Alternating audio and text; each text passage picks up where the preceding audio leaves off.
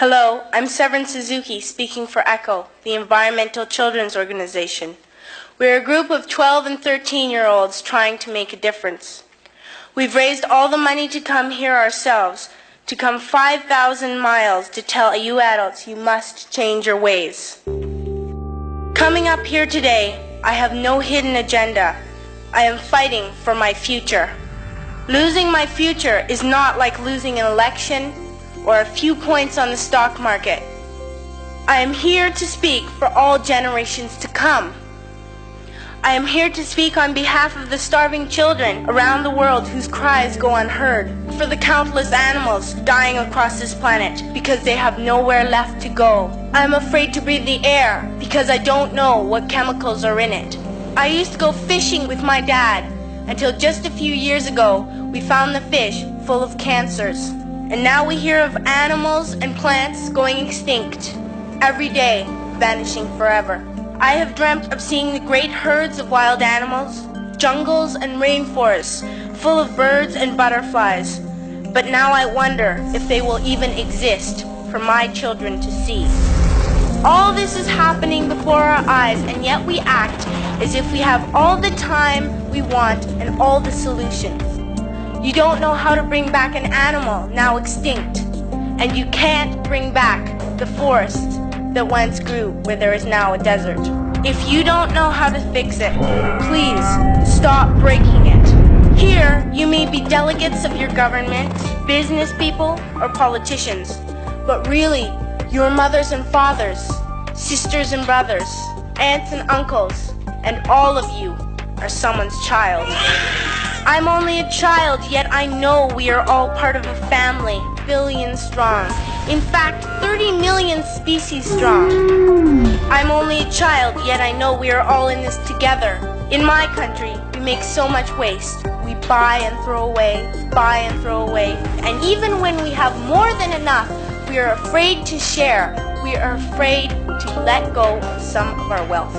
I wish I was rich. And if I were, I would give all the street children food, clothes, medicines, shelter, and love and affection. If a child on the streets who has nothing is willing to share, why are we who have everything still so greedy?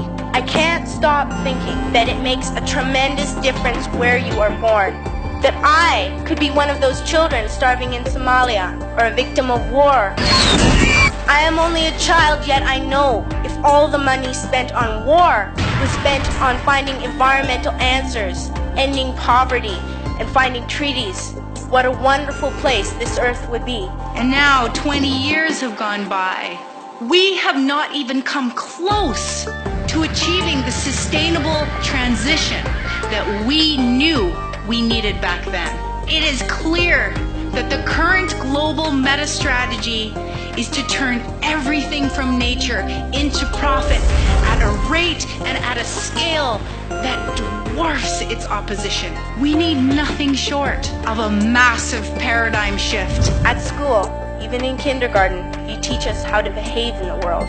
You teach us to not fight with others, to work things out, to respect others, to clean up our mess, not to hurt other creatures, to share, not be greedy.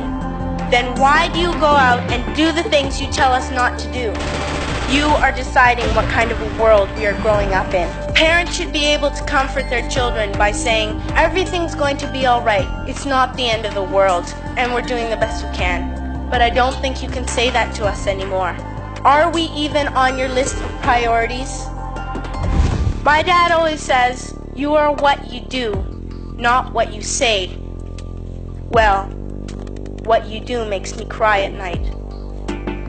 You grown-ups say you love us, but I challenge you, please, make your actions reflect your words. Thank you.